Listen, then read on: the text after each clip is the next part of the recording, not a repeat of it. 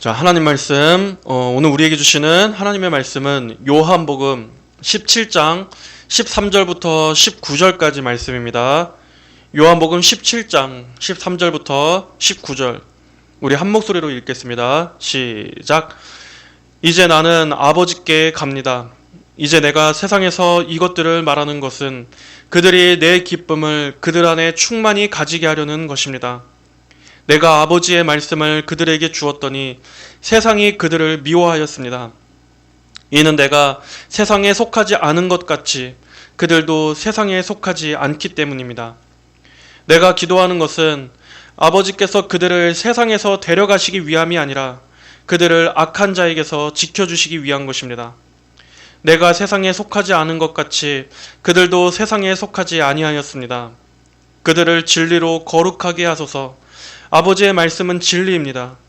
아버지께서 나를 세상에 보내신 것 같이 나도 그들을 세상에 보내었습니다. 또 내가 그들을 위하여 나 자신을 거룩하게 하는 것은 그들도 진리로 거룩해지게 하려는 것입니다. 아멘. 자, 오늘의 13절에서 예수님께서는 이제 나는 아버지께 갑니다 라고 기도하셨습니다. 아버지께 간다는 것은 무엇을 말합니까? 성부 하나님께서 예수님을 이 땅에 보내신 사명, 곧 십자가에서 우리의 죄를 대신해 고난당하시고 또 죽으시고 그리고 택함받은 자들의 죄를 대속하셔서 그 이후에 있을 부활과 승천을 통해 다시 하나님 보좌 우편에 올라가시는 것을 말씀하는 것입니다. 예수님 앞에는 지금 십자가가 임박해 있지만 그럼에도 예수님은 십자가 너머의 영광을 바라보십니다.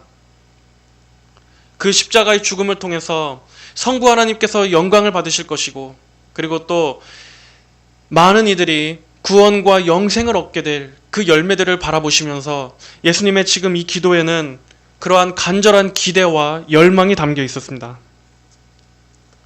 그리고 이어서 이제 내가 세상에서 이것들을 말하는 것은 이라고 말씀하십니다. 여기서 예수님이 지금 기도를 올리고 있는 이 세상, 그 세상은 어떠한 곳이었습니까? 예수님께서 이 땅에 머무셨을 때 세상은 예수님을 어떻게 대우했습니까? 하나님의 아들이신 예수님을 세상은 전혀 알아보지 못했습니다. 알아보지 못했을 뿐만 아니라 이 세상은 예수님을 적대시했습니다. 포도원의 농부의 비유처럼 하나님께서는 이 세상에 하나님의 종들을 수차례 보내셨지만 그들은 어떻게 대우했습니까? 그 종들을 때리고 죽였습니다. 그리고 마지막으로 그 주인이 아들을 보냈을 때 그들은 그 아들마저 죽였습니다. 마찬가지로 하나님의 아들이 이 땅에 오셨을 때 예수님은 정작 하나님을 섬긴다고 하는 그 유대의 종교 지도자들로부터 가장 많은 적대와 공격을 받으셨습니다. 그들은 가는 곳곳마다 예수님을 흠잡기 위해 따라다녔고 어떻게든 예수님을 잡아 죽이려고 했었습니다. 그것이 예수님이 이 세상에서 받으신 대우였습니다. 예수님은 인간의 그 타락한 죄성과 징후, 불신앙을 직접 상대하셔야만 했던 것입니다. 예수님은 지금 그러한 세상 속에서 기도하십니다. 오직 누구를 위해서입니까? 예수님께 속한 자들을 위해서입니다. 모든 인류를 위해서가 아니라 하나님께서 그리스도 안으로 불러주신 자들, 그리고 앞으로 불러주실 모든 미래의 성도들을 위해서 오직 그들만을 위해 기도해주고 계신 것입니다. 그러면서 이것들을 말하는 것은, 자, 이것들은 무엇입니까? 지금까지 예수님께서 제자들에게 말씀하셨던 이 고별 설교 전체를 말합니다. 13장부터 계속 이어지는 6월절 마지막 만찬에서 제자들에게 하셨던 말씀들, 그리고 오늘의 이 17장 기도 전체를 말하는 것입니다. 예수님은 지금 이때 아무도 몰래 혼자 조용히 기도하시고 있는 게 아닙니다. 제자들이 다 있는 데서 대표 기도처럼 기도하시는 겁니다. 그래서 제자들은 예수님께서 하시는 기도의 내용들을 다 들을 수 있었습니다. 그러면서 이제 아버지께 무엇을 간구하십니까? 그들이 내 기쁨을 그들 안에 충만히 가지게 하려는 것입니다. 라고 기도하십니다. 그들이 내 기쁨을 그들 안에 충만히 가지게 하려는 것. 이것이 예수님께서 오늘 제자들을 위해 구하신 내용입니다. 그리고 우리 모든 성도들을 위해서도 마찬가지입니다. 예수님은 예수님의 그 기쁨을 제자들 그리고 모든 성도들이 충만히 가득 넘치게 되기를 기도하셨습니다. 우리는 예수님께서 우리의 충만한 기쁨을 위해 기도해 주셨다는 이 사실을 아주 중요하게 생각해야 합니다. 기쁨, 우리의 신앙에 있어서 이 기쁨이라는 것은 부차적인 요소가 아닙니다. 참된 신앙에는 반드시 필수적으로 이 기쁨의 요소가 있어야 합니다. 지금 시대의 교회에 있어서 정말 아주 심각한 문제라고 할 수 있는 것은 오늘날의 성도들이 바로 이 신앙의 기쁨을 잃어가고 있다는 점입니다.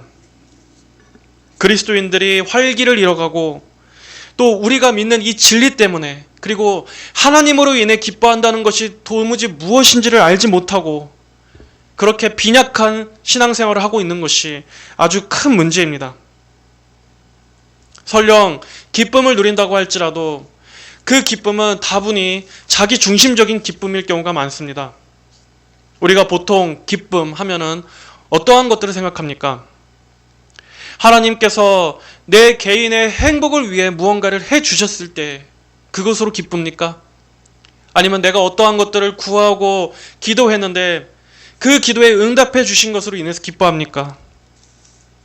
아니면 예배 때 이 신나는 CCM으로 그러한 찬양으로 인해서 내 마음이 즐겁고 흥분이 되면 그러한 정도를 우리가 기쁨이라고 생각하고 있습니까? 하지만 그런 기쁨들은 오늘 여기 예수님께서 말씀하신 이 기쁨이랑은 다른 것입니다. 예수님이 말씀하고 있는 기쁨은 그러한 외적인 또는 주어진 상황의 어떤 변화에 따라서 영향을 받는 그러한 기쁨이 아닙니다. 먼저 예수님께서 여기서 내 기쁨이라고 말씀하신 이 기쁨은 어떤 기쁨입니까? 내 기쁨. 여러분 한번 생각해 봅시다. 예수님께서 이 땅에 머무셨던 동안 과연 어떠한 것이 우리 주님의 기쁨이셨을지. 성경에서는 예수님께서 즐겁게 웃으셨다 하는 이런 기록이 없습니다. 단 한마디도 예수님께서 즐거워하셨다, 웃으셨다 이러한 기록이 없다는 걸 여러분 아십니까? 오히려 성경에는 어떻게 기록되어 있습니까? 예수님이 눈물을 흘리시고 우셨다라는 기록만 있습니다. 예수님께서 언제 눈물을 흘리셨습니까? 예수님은 사랑하는 나사로 앞에서 우셨습니다. 나사로의 죽음 앞에서 우셨습니다. 나사로의 죽음을 슬퍼하는 그 동네 사람들을 바라보시면서 예수님은 인간에게 죽음을 가져온 그 죄에 대한 미움 때문에 우셨습니다. 그리고 하나님의 형상을 닮아 지음받은 이 존귀한 인간이 이렇게 죽음을 맞이할 수밖에 없는 이러한 죄 아래에 있는 연약한 인간에 대한 연민이 우리 주님의 마음을 찔렀을 것입니다. 또 예수님은 예루살렘 성읍을 바라보시면서도 우셨습니다. 누가복음 19장에 보면 나옵니다. 누가복음 19장 41절에 예수께서 그 성읍에 가까이 오셔서 보시고 그 성읍에 대하여 울며 말씀하셨다. 너도 이날의 평화에 관한 것들을 알았더라면 그러나 지금 그것들이 네 눈에 감춰져 있구나. 그 날들이 너에게 임할 것이니 내 원수들이 네 주위에 토성을 쌓고 너를 포위하고 사면으로 너를 가두고 너와 내 안에 있는 내 자녀들을 짓밟고 내 안에 돌 하나도 다른 돌 위에 남겨두지 않을 것이다. 하나님께서 너를 돌보시는 때를 내가 알지 못하였기 때문이다. 너도 이 날의 평화에 관한 것들을 알았더라면 그러나 지금 그것들이 네 눈에 감춰져 있구나. 이 말씀은 하나님과의 평화를 위해 평화를 주러 오신 예수님을 거절하고 여전히 눈이 멀어 있는 그 어리석은 백성들을 바라보시면서 그들이 자신들에게 닥칠 그 재난도 모르면서 무지한 채 있는 걸 보시며 주님께서 안타까워 우신 것입니다. 또 그 밖에 예수님께서 이 공생의 기간 동안에 이 땅에서 바라보셨던 광경은 어떤 광경이었습니까? 죽고 병들고 또 고통받고 가난하고 악한 영에 들려서 괴로워하고 이렇게 예수님께서 이 땅 가운데 바라보셨던 광경은 죄가 인간을 얼마나 망가뜨렸는지 그리고 또 이 세상에 얼마나 죄의 열매와 저주가 가득한지를 보신 그러한 탄식이 나오는 광경이었을 것입니다. 그러한 예수님께 어떤 기쁨이 있었겠습니까? 이 땅의 것들 중에서 예수님께 기쁨이 될 만한 게 무엇이 있었겠습니까? 우리가 한 영혼의 구원을 놓고 기도한다고 해도 어떻습니까? 그 영혼을 생각하면서 기도할 때 우리의 마음이 얼마나 안타깝고 애가 타지 않습니까? 우리도 이런데 이 땅의 모든 영혼들에 대한 연민을 갖고 계신 예수님께서는 이 세상을 보실 때 얼마나 그 마음이 안타까우셨겠습니까? 그래서 자기 목숨까지 내어주실 정도였습니다. 그래서 성경은 예수님을 슬픔의 사람, 그리고 질고를 아는 사람이라고 말씀했던 것입니다. 그런 예수님께서 내 기쁨이라고 말씀하십니다. 그런데 또 우리가 한 가지 생각해 볼 것은 예수님께서 이렇게 내 기쁨이라고 말씀하신 이 시점을 우리가 한번 또 생각해 봅시다. 이때가 어떠한 때였는가? 예수님이 내 기쁨을 말씀하신 이때는 지금 예수님이 죽음을 앞두고 계신 때였습니다. 가장 두려운 형벌과 심판을 앞두고 있던 때였습니다. 그것도 예수님의 죄 때문이 아니라 우리의 죄 때문에. 예를 들어 한 사람의 죄만 해도 말로 다할 수 없이 크고 무겁습니다. 우리가 인생을 태어나서 살아가면서 죽을 때까지 짓는 그 수많은 죄들을 한번 생각해 보십시오. 한 사람의 죄만 해도 너무나 무겁습니다. 그런데 예수님께서 감당하셔야 할 죄는 하나님께서 택하신 모든 사람들의 죄입니다. 우리들의 모든 죄가 다 예수님 그분 위에 짊어지어지게 되는 것입니다. 예수님에게 이것은 어떠한 의미였습니까?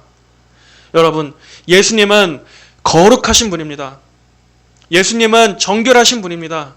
예수님은 흠이 없으신 분입니다. 거룩이라는 것은 오직 하나님만 갖고 계신 속성입니다. 거룩은 죄와는 완전히 분리된 죄와는 철저히 구별됐다라는 뜻이 거룩입니다. 죄와는 결코 눈꼽만치도 함께 할 수 없는 그러한 완전한 정결 상태가 바로 거룩이라는 겁니다. 그런데 그런 거룩하신 예수님께 그분 위에 우리의 이 모든 더러운 오물 같은 죄가 그분 위에 더 씌워진다고 생각해 보십시오. 그분에게 우리의 모든 죄가 다 뒤집어 씌워진다고 생각해 보십시오. 예수님께서는 거룩하신 예수님께는 그것만으로도 한 번도 경험해 보지 못한 그리고 절대로 견딜 수 없는 그러한 고통이셨을 겁니다. 거기다가 그 죄에 하나님의 공의가 쏟아부어진다고 하면 어떻겠습니까? 그것이 얼마나 무서운 심판이었겠습니까? 그 심판을 감당한다는 것이 가능한 일입니까? 그런데도 예수님께서는 그러한 때를 앞두고도 불과 이제 그 일이 바로 코앞에 닥쳤음에도 예수님은 기쁨을 언급하고 계신 것입니다. 그렇다면 예수님을 붙들어 주었던 그 기쁨은 어떠한 기쁨이었습니까? 바로 하나님과의 사귐에서 오는 기쁨이었습니다. 성부 하나님과 연합된 데서 오는 기쁨이었습니다. 바로 예수님은 그 기쁨을 우리 안에 충만히 가득 넘치게 해달라고 주님께서 간구하고 계신 겁니다. 예수님 자신이 소유하던 기쁨, 그분이 이 땅에 33년이란 공생의 기간 동안에 그분이 유일하게 누렸던 그 기쁨을 모든 성도들에게 주시도록 지금 그것을 아버지께 구하고 계신 겁니다. 그렇다면 그 기쁨이 우리 성도들에게 주어질 때 우리 역시도 동일하게 어떻겠습니까? 그 기쁨은 상황과 환경에 따라서 훼손되는 기쁨이 아닐 것입니다. 잠시 있다가 사라질 그러한 기쁨은 분명히 아닐 것입니다. 우리 역시도 예수님의 기쁨과 같은 동일한 기쁨이 주어질 것이기에 그 기쁨은 고난을 앞두고도 기뻐할 수 있는 그러한 기쁨일 것입니다. 여기서 그들 안에 충만히 가지게 한다라는 것을 구하십니다.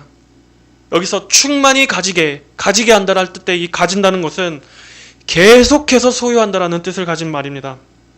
이 기쁨은 계속해서 있는 것입니다. 예수님께서 이렇게 기도해 주신 이상 이것은 절대로 빼앗기지 않는, 사라질 수 없는, 계속해서 소유하는 그러한 기쁨을 주신다는 것입니다. 또한 이 기쁨은 육신적인 기쁨이 아닙니다. 거룩하고 신령한 기쁨, 하나님과 관련된 기쁨입니다. 하나님과 교제하고 하나님과 사랑하는 데서 오는, 그리고 또 하나님의 속성과 성품을 즐거워하는 데서 오는 그러한 기쁨인 것입니다. 이 기쁨은 어떠한 환경이나 상황도 절대 빼앗을 수가 없습니다. 그래서 참된 신자라면 이 기쁨이 모두에게 공통적으로 있었습니다. 예를 들어 베드로전서 1장 18절에서는 어떻게 말씀했습니까? 베드로전서 1장 18절이 아니고 베드로전서 1장 8절에 너희가 그분을 보지 못하였으나 사랑한다. 지금도 그분을 보지 못하면서도 믿으며 말할 수 없는 영광스러운 기쁨으로 즐거워하니. 너희가 그분을 보지 못하였으나 사랑한다. 지금도 그분을 보지 못하면서도 믿으며 말할 수 없는 영광스러운 기쁨으로 즐거워하니. 이 베드로전서는 베드로 사도가 당시 각지에 흩어져 있던 그리스도인들에게 썼던 편지입니다. 이 당시에는 극심한 박해가 있었습니다. 더군다나 로마의 네로 황제가 이제 본격적으로 그리스도인들에 대한 핍박을 가하기 바로 직전인 그러한 일촉즉발의 위험한 박해의 때였습니다. 전혀 평안한 때가 아니었던 겁니다. 그런데도 성도들은 어땠습니까? 보지 못한 그리스도를 믿으며 말할 수 없는 영광스러운 기쁨으로 즐거워하였다라고 쓰고 있습니다.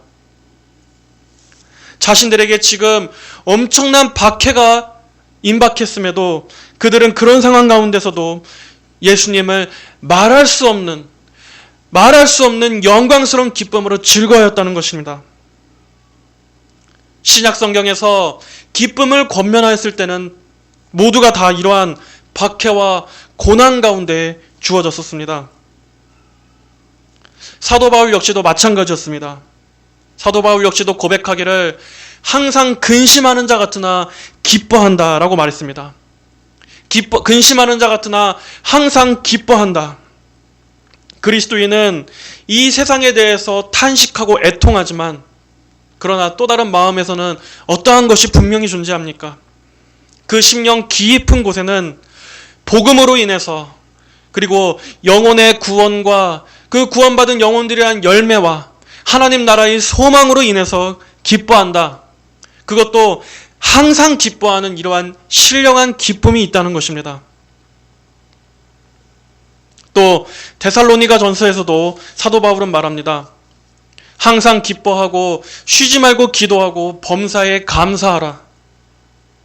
항상 기뻐하고 쉬지 말고 기도하고 범사에 감사하라. 이것은 하나의 명령입니다.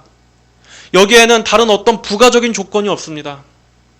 너희가 상황이 좋을 때 기뻐하고 기도 응답 받았을 때 기뻐하고 박해가 없을 때 기뻐하고 너희들의 생활이 풍족하고 부요할 때 기뻐하라 라는 그러한 말이 아닙니다.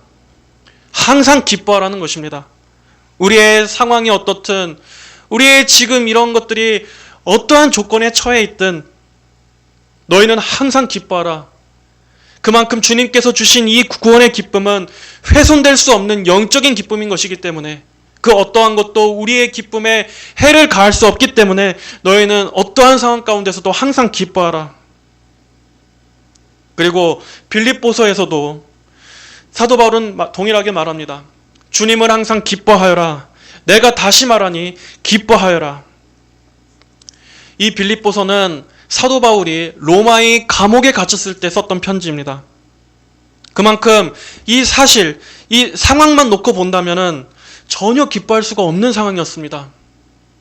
그럼에도 기뻐하라는 명령이 주어진 것입니다.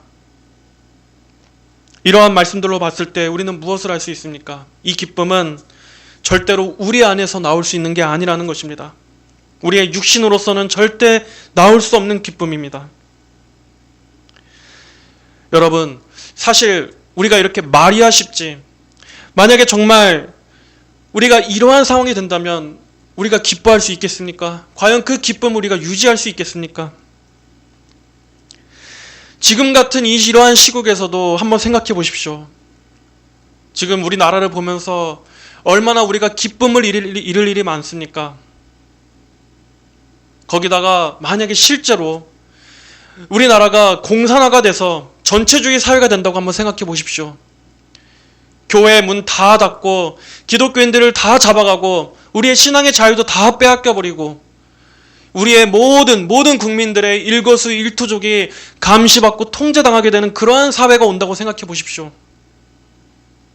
이게 정말 무슨 비현실적인 얘기가 아닙니다. 지금의 이러한 PC주의, 또 차별금지법, 이러한 것들이 다 보이지 않는 사상 경찰들입니다. 그러한 때가 돼서 정말 영화에 나오는 그런 디스토피아 같은 그런 상황이 돼서 사람들의 삶이 다 무너지고 교회도 무너지고 우리의 모든 지금 같은 이러한 누리고 있는 이러한 것들이 다 무너지게 된다면은 그러한 상황, 세상 가운데서도 우리가 기쁨을 유지한다는 게 가능할 것 같습니까? 절대 쉬운 일이 아닙니다. 그런 세상에서도 우리가 기쁨을 유지한다는 것은 우리의 힘으로는 불가능입니다. 그렇기 때문에 예수님께서 이렇게 하나님께 우리의 기쁨을 위해 간구해주고 계신 것입니다. 이 기쁨이 우리의 본성 안에서는 절대로 나올 수 없는 것이기 때문에 하나님께서 이 기쁨을 부어주시도록, 그리고 그래서 어떠한 상황 가운데서도 이 기쁨이 마르지 않도록 예수님께서 특별히 우리를 위해 간구해 주실 필요가 있었기 때문입니다. 이 기쁨은 그래서 위에서부터 주어지는 기쁨입니다. 우리 안에서 나올 수 있는 기쁨, 또는 환경 여하에 따라 영향받는 그러한 기쁨이 아니라 위에서 주셔서 우리 안에 하나님으로 인해서 계속해서 샘솟는, 흘러넘치는 그러한 신령한 기쁨이, 그러한 기쁨이라는 것입니다. 이 기쁨이 우리에게 이미 주어졌다는 것을 아셔야 합니다. 다만 우리가 이것을 망각하고 제대로 누리지 못하기 때문에, 우리가 이것을 간절히 열망하지 않기 때문에 이 기쁨은 너무나 미약합니다. 그것이 바로 우리의 문제입니다. 여러분은 어떻습니까? 하나님을 즐거워하는 데서 오는 그 기쁨을 지금 누리고 계십니까? 기뻐할 수 없는 상황 가운데서도 기뻐하고, 또 절대 빼앗길 수 없는 그러한 기쁨을 우리에게 이미 주셨음에도 그걸 잊은 채 그렇게 살고 있지는 않습니까? 우리는 이 기쁨을 너무나 쉽게 잃어버립니다. 내 개인의 어떤 문제, 힘든 일만 생겨도 우리는 이 기쁨을 너무나 쉽게 잃어버립니다. 우리의 기쁨이 너무나 쉽게 무너집니다. 그런데 성경에서 말씀하고 있는 그 마지막 때가 온다면, 그때 과연 그 기쁨을 붙잡을 수 있는 사람은 얼마나 되겠습니까?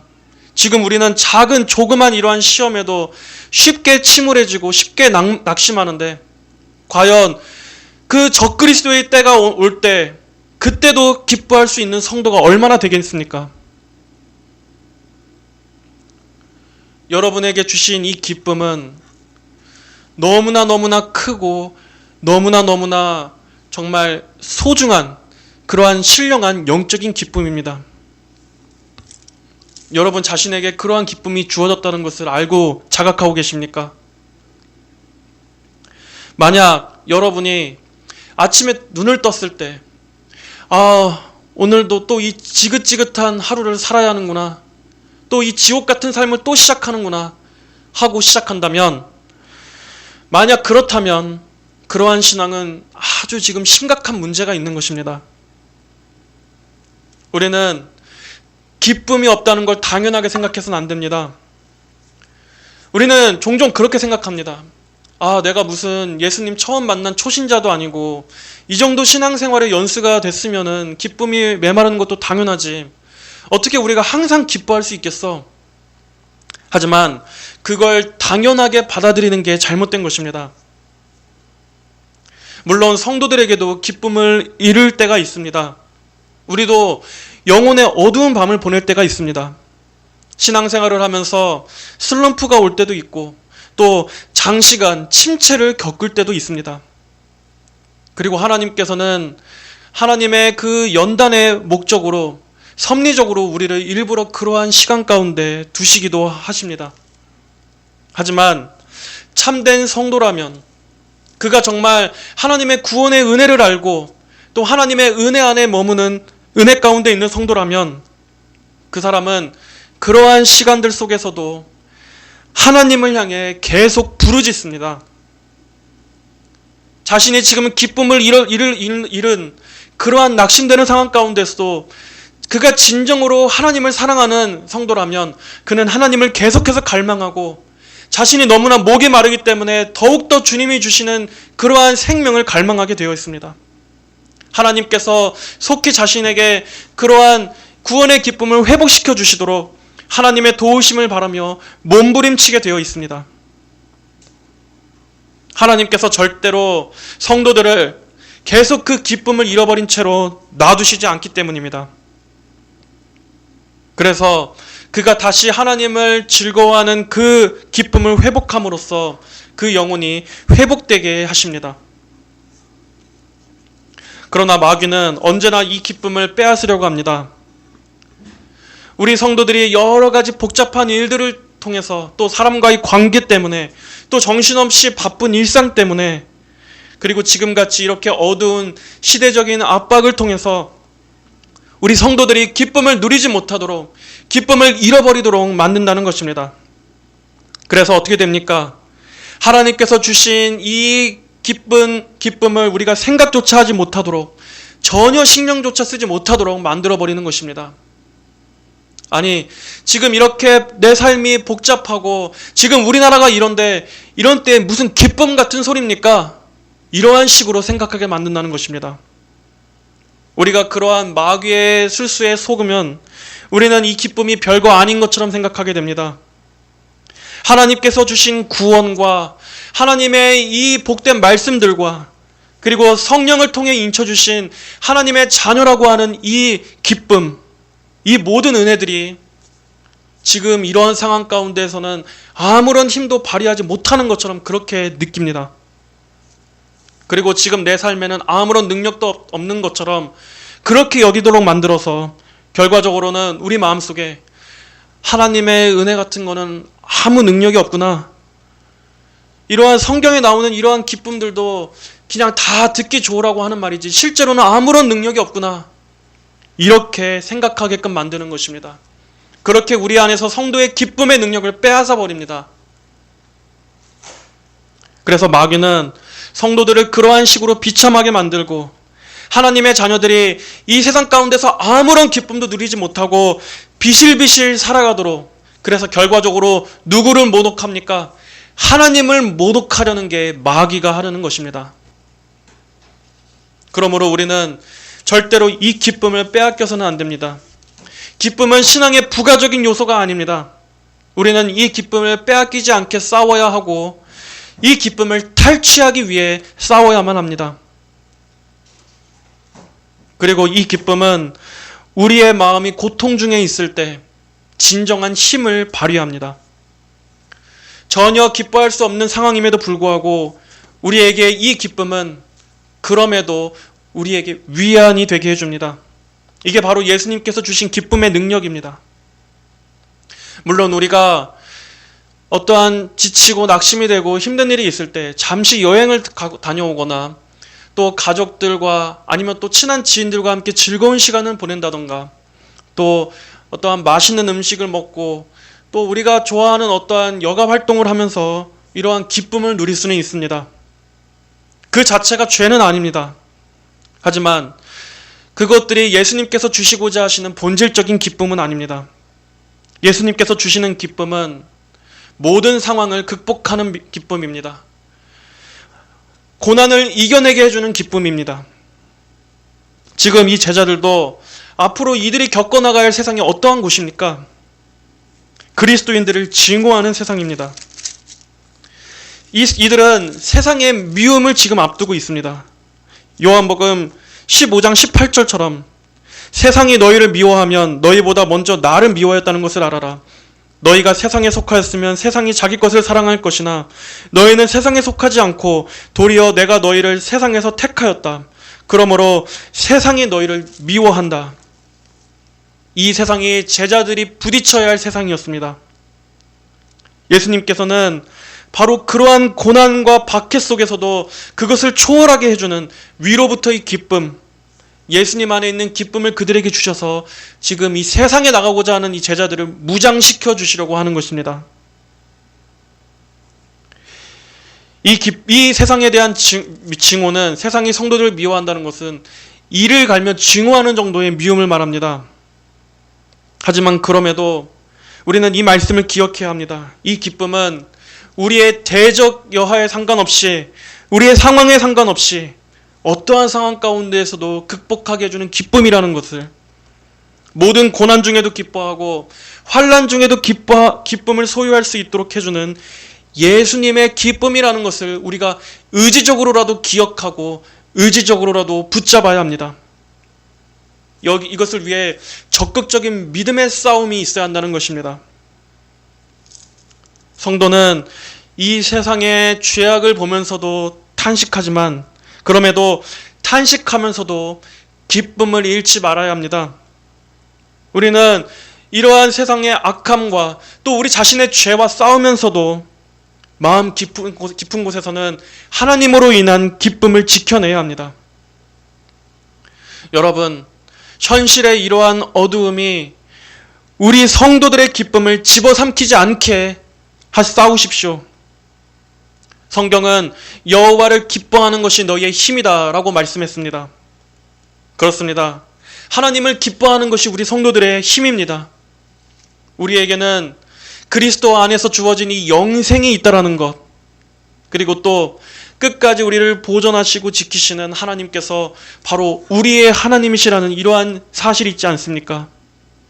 그리고 우리에게 장차 무엇이 예비되어 있습니까? 우리에게는 천국의 복락이 예비되어 있습니다. 우리의 모든 시작과 끝이 하나님의 은혜가 우리의 모든 전생을 다 두르고 있는 것입니다. 하나님의 사랑과 은혜가 우리 위에 항상 계시다는 이것으로 여러분은 즐거움을 삼으셔야 합니다. 자, 이어서 14절 말씀 보겠습니다. 14절에 내가 아버지의 말씀을 그들에게 주었더니 세상이 그들을 미워하였습니다 라고 기도하십니다. 내가 아버지의 말씀을 그들에게 주었더니, 하나님의 말씀이 인간의 영혼 안에 제대로 들어가면, 즉 성령께서 말씀을 통해 역사하시면 그 영혼은 어떻게 됩니까? 그 영혼은 완전히 변화되게 됩니다. 말씀으로 인해, 그리고 성령의 역사하심으로 인해 영혼이 중생하고 거듭나게 되는 것입니다. 그러면 이제 그 사람은 어떻게 됩니까? 지금까지 가던 죄의 길에서 돌이켜 하나님을 향해 살게 됩니다. 이제는 그 영혼의 방향이 바뀌게 됩니다. 그러면 마귀가 가만히 있겠습니까? 온 힘을 다해서 다시 그를 자기 것으로 만들려고 발악을 하게 됩니다.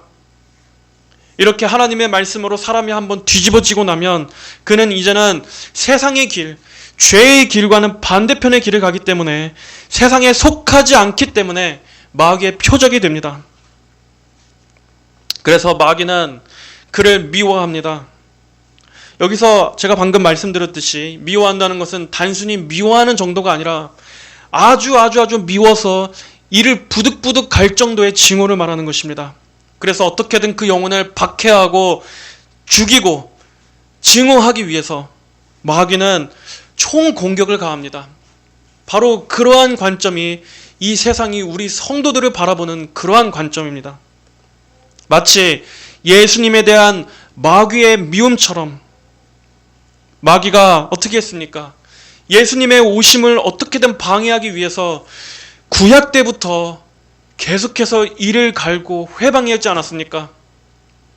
출애굽기 때도 그 어린아이들을 다 죽이는 그 바로 왕의 모습처럼, 그리고 신약에서도 마찬가지로 그러한 미움같이 성도들 역시도 마귀의 표적이 되는 것입니다. 그러면서 예수님께서는 이는 내가 세상에 속하지 않은 것 같이 그들도 세상에 속하지 않기 때문입니다. 내가 기도하는 것은 아버지께서 그들을 세상에서 데려가시기 위함이 아니라 그들을 악한 자에게서 지켜주시기 위한 것입니다. 예수님께서는 이러한 세상으로부터 제자들을 보존해 주시기를 기도하고 계십니다. 자, 그런데 여기서 중요한 것은 예수님께서 제자들을 이 세상에서 빼내 주시도록 기도하시지 않았다는 점입니다. 오히려 예수님은 이렇게 말씀하셨습니다. 아버지께서 그들을 세상에서 데려가시기 위함이 아니라 그들을 악한 자에게서 지켜주시기 위한 것입니다. 이것이 내가 기도하는 것입니다. 왜 그러셨습니까? 정말로 예수님이 제자들을 사랑하시고 염려하신다면 아예 그들이 이 세상으로부터 핍박을 겪지 않도록 그렇게 건져주시면 더 좋지 않았겠습니까? 만약 그랬다면 제자들이 감옥에 갈 일도 없었을 것이고 순교할 일도 없었을 것입니다. 그분의 사랑하는 제자들이 이 세상에서 핍박을 당하고 세상적으로 보면 그렇게 비천한 대우를 받지 않았어도 됐지 않았겠습니까? 하지만 예수님은 그런 기도는 하지 않으셨습니다. 다만 악한 자에게서 지켜주시기 위한 것, 즉 마귀에게서 지켜주시는 것만을 놓고 기도하십니다. 왜 그렇게 기도하셨습니까? 왜냐하면 그들에게는 복음을 전하고 교회를 세워야 하는 이 가장 중요한 임무가 있었기 때문입니다. 마찬가지로 하나님께서 우리 성도들을 이 세상에서 데려가시지 않고 남겨두시는 이유는, 이 죄악된 세상 가운데 우리 성도들을 남겨두시는 이유는 우리 성도들이 이 땅에서 할 일이 있기 때문입니다. 세상의 불신앙과 적대에 부딪히면서도 또 조롱과 비웃음을 당하면서도 우리가 해야 하는 중대한 사명, 바로 예수 그리스도의 복음을 전파하는 이러한 가장 중요한 사명이 우리에게 부여되었기 때문입니다. 만약 하나님께서 그리스도인들을 구원하시자마자 바로 천국으로 데리고 올라가셨더라면 기독교 역사상 그렇게 많은 성도들이 순교의 피를 흘렸을 일도 없었을 것입니다. 선교사들이 젊은 나이에 죽었을 일도 없었을 것이고, 또 주의 일을 충성되게 감당하던 많은 사람들이 고생하고 가난하게 사는 일들도 없었을 것입니다. 아무도 고생 안 하고 일찍 천국에 올라가 거기서 편안하게 쉴 수 있었을 것입니다. 그러나 그럼에도 하나님께서 섭리적으로 자기 백성에게 그러한 일을 그렇게 하시지 않는 이유는 그만큼 복음 증거가 중요한 일이기 때문입니다. 우리 성도들이 고난과 핍박과 순교의 피를 흘리는 것보다도 그것이 더 영광스러운 일이기 때문입니다. 그러한 우리의 희생을 감수하고서라도 주님의 이름이 이 세상 가운데 전파되는 그것이 훨씬 더 중요한 일이기 때문에, 그리고 그 수고에 대한 모든 상급들은 천국에서 우리가 더 큰 영광과 기쁨으로 주어지도록 하나님께서는 안식과 복됨은 천국에서 누리고 이 땅에서는 주님의 영광을 위해 죽도록 충성하라 하고 이렇게 섭리적으로 허락하시지 않은 것입니다. 하지만 그럼에도 하나님께서는 딱 마지노선을 정해놓으십니다. 우리가 절대로 마귀에게 패배하지 않도록 지켜주십니다. 절대로 성도들이 이 땅 가운데서 설령 육신의 죽음을 겪고 많은 고난과 환난을 거친다 할지라도 그럼에도 절대 악한 마귀가 우리에게 손은 대지 못하도록 지켜주시는 것입니다. 우리의 몸은 해친다 할지라도 우리의 영적 생명만큼은 절대로 건드리지 못하도록 끝까지 보존해 주시는 것입니다. 마태복음 10장 28절 이하에 몸은 죽여도 영혼을 죽일 수 없는 자들을 두려워하지 마라. 오히려 영혼과 몸을 능히 지옥에 멸망시킬 수 있는 분을 두려워하여라. 참새 2마리가 한 아사리온에 팔리지 않느냐? 그러나 그것들 중 하나라도 너희 아버지의 허락이 없이는 땅에 떨어지지 않을 것이다. 또 아버지께서는 너희 머리카락까지도 다 세워놓고 계신다. 그러므로 두려워하지 마라. 너희는 많은 참새들보다 더 귀중하다. 우리에게는 이렇게 하나님 안에서의 절대적인 안전이 있기 때문에 성도는 비록 몸은 죽는다 할지라도 절대 우리가 마귀에게 또 사망 권세에게 패할 일은 없다 하는 이러한 확신 가운데 살아갈 수 있는 것입니다. 이어서 17절에 그들을 진리로 거룩하게 하소서. 아버지의 말씀은 진리입니다. 아버지께서 나를 세상에 보내신 것 같이 나도 그들을 세상에 보내었습니다. 또 내가 그들을 위하여 나 자신을 거룩하게 하는 것은 그들도 진리로 거룩해지게 하려는 것입니다. 예수님께서는 하나님의 진리의 말씀으로 인해서 제자들과 우리 모든 성도들이 거룩해지기를 기도해 주셨습니다. 자, 여기서 거룩하게 한다라는 것은 성별을 말합니다. 성별. 거룩하게 구별시키는. 성도들은 이렇게 하나님에 의해서 이 세상으로부터 거룩하게 구별된 존재입니다. 우리는 이미 거룩하게 구별되었고 또 지금도 거룩해져 가고 있고 천국에서는 장차 완전한 거룩에 이르는 영화의 상태에 다다르게 될 것입니다. 하지만 이것은 그렇다고 해서 우리가 아무것도 안 해도 저절로 거룩해진다라고 하는 그러한 안일한 신앙을 낳지 않습니다. 거룩하게 구별된 성도는 이제 이 땅에서도 하나님의 말씀을 쫓아 더러운 죄악에 물들지 않도록 힘을 써야 합니다. 우리의 거룩을 위해 끊임없이 거룩을 위한 싸움을 해야 합니다. 그리고 그걸로 구원받기 위해서가 아니라 무엇을 위해서입니까? 하나님의 영광과 기쁨을 위해서 거룩의 싸움을 해야 합니다. 동기가 하나님과의 관계입니다. 하나님을 사랑하기 때문에 그리고 또 하나님께서 영광을 받으시기를 바라는 그러한 마음에서 우리 성도들이 죄와 싸우고 세상과 싸우고 마귀와 싸우는 것입니다. 하나님의 사랑 안에서 누리는 이 교제하는 기쁨이 너무나 크기 때문에 거룩을 자꾸 사모하는 것입니다. 그리고 거룩을 향해 가는 데 있어서 오늘 이 말씀과 같이 말씀은 필수적입니다. 우리의 신앙은 철저하게 말씀에 입각해야 합니다. 하나님의 말씀이 진리이기 때문입니다. 말씀은 성도들을 거룩하게 만들어줍니다. 말씀의 능력으로 성화되어지고 성도는 자라나게 됩니다. 말씀에서 벗어나는 순간 잘못된 길로 이탈하게 됩니다. 거짓과 미혹에 속아서 넘어간다면 그것은 거룩과는 멀어지는 것입니다. 그러므로 여러분 항상 말씀을 가까이 하십시오. 말씀으로 여러분의 생각을 형성하십시오. 말씀을 통해서 하나님을 만나시고 또 말씀으로 교제하고 하나님을 즐거워하십시오. 그리고 말씀의 지배를 받고 말씀의 인도를 받고 말씀을 통해서 여러분의 가치관과 세계관을 세워야만 합니다. 이렇게 말씀을 가장 높은 권위에 두는 신앙이 진정으로 거룩하고 경건한 성경적 신앙입니다.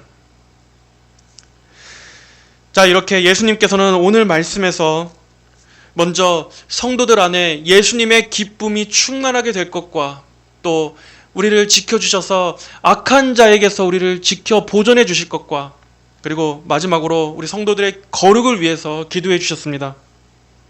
예수님의 이러한 기도 때문에 우리가 안전하게 지켜질 수 있는 것입니다. 예수님은 19절에서 내가 그들을 위해 나 자신을 거룩하게 하는 것은 이라고 말씀하셨습니다.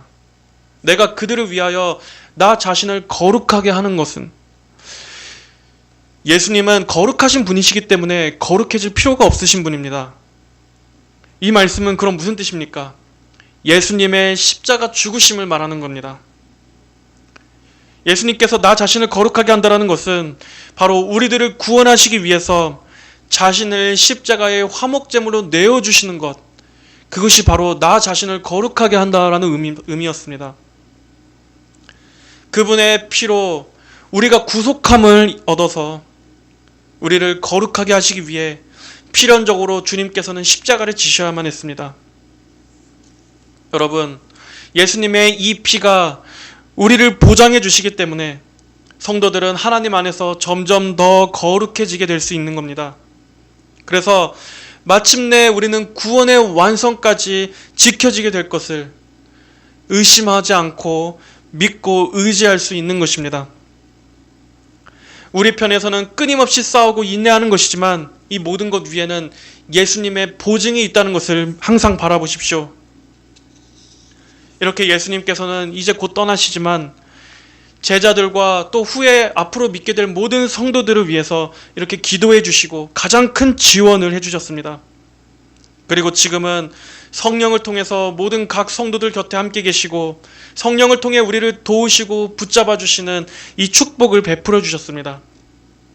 그러므로 성도 여러분, 오늘 우리에게 주신 이 말씀들을 잘 기억하시기 바랍니다. 하나님께서는 오늘도 우리 모든 성도들의 보호자가 되시며 우리의 풍성한 공급자가 되시고 전능하심으로 함께해 주십니다. 악한 이 세상도 우리 성도에게 주어진 이 궁극적인 생명, 우리의 이 기쁨은 빼앗아갈 수 없습니다. 물론 이 세상은 마지막 심판의 날까지 우리 성도들을 가만두지 않을 것입니다.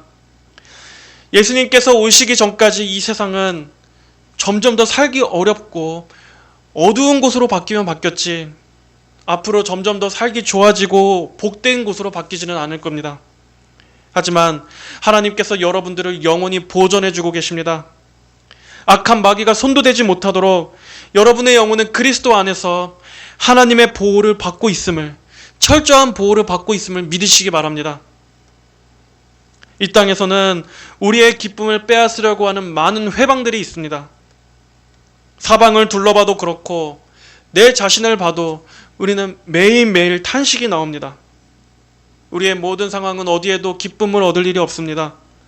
하지만 여러분, 그럼에도 예수님 안에 있는 이 영원한 기쁨까지 훼손되게 놔둬서는 안 됩니다. 예수님은 이미 우리에게 이 기쁨을 주셨다는 것을 항상 생각하십시오. 그러나 내 힘으로는 안 되기 때문에, 그렇기 때문에 우리가 더 기도해야 하는 것입니다.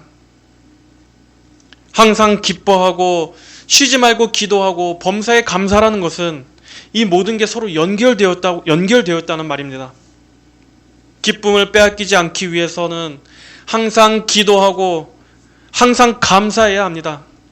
또 기도하지 않고 감사하지 않는다면 기쁨 역시도 메마를 수 있습니다. 세상 사람들은 이 신령한 기쁨을 모르기 때문에 그들은 절망할 수 있지만 우리 성도들은 그래서는 안 됩니다. 오히려 이러한 때, 이렇게 그 어디에도 기쁨이 없고 빛이 없는 이러한 때에 우리는 더욱더 영원한 소망으로 인해 기뻐해야 합니다. 시편 4편 8절에 내가 평안히 눕고 자기도 할 것이니 여호와시여 오직 주께서만 나를 안전히 살게 하시기 때문입니다 라고 시편 기자는 고백했습니다. 하나님으로 인한 이 기쁨은 신앙의 본질적인 요소입니다. 우리 성도들은 천국의 기쁨, 그리스도의 기쁨을 소유하기 때문에 어떠한 상황 가운데서도 평안한 존재라는 것을 항상 붙드시기 바랍니다. 그래서 우리 안에 있는 이 소망의 이유를 묻는 자들에게 그리스도 안에 있는 이 영생의 소망, 하나님의 구원과 그 사랑과 은혜에 대해서 전할 수 있는 자들로 드러나야 할 것입니다. 성도 여러분, 이 악한 세상에서 우리가 믿음으로 이겨낼 수 있도록 항상 성령 충만을 위해 기도하십시오. 그리고 이 세상의 어둠에 짓눌리지 않고 그것들을 주님의 권세로 이기는 그러한 이 내적인 기쁨, 영적인 기쁨을 위해 싸우십시오. 그리고 그것을 위해서 무엇보다도 하나님을 알아가십시오. 하나님이 어떠한 분이신지 하나님 그분을 묵상하십시오. 하나님을 알 때 우리는 하나님을 즐거워할 수 있고 하나님을 즐거워하는 그것이 우리의 영혼에 힘을 주는 것입니다. 예수님께서 주신 이 기쁨은 이러한 악한 현실 속에서도 우리의 영혼 깊은 곳에서부터 샘솟는 절대 말할 수 없는 그러한 기쁨입니다. 담대하여라, 내가 세상을 이기었다 라고 말씀하신 이 주님의 승리의 능력처럼 빛의 자녀들인 우리 성도들도 장래의 영광을 바라보며 기뻐하는 그러한 기쁨, 하나님으로부터 오는 이 즐거움으로 성도 여러분들이 영혼이 살게 되시고 또 세상을 이겨내는 믿음이 되어지기를 주님의 이름으로 축복합니다.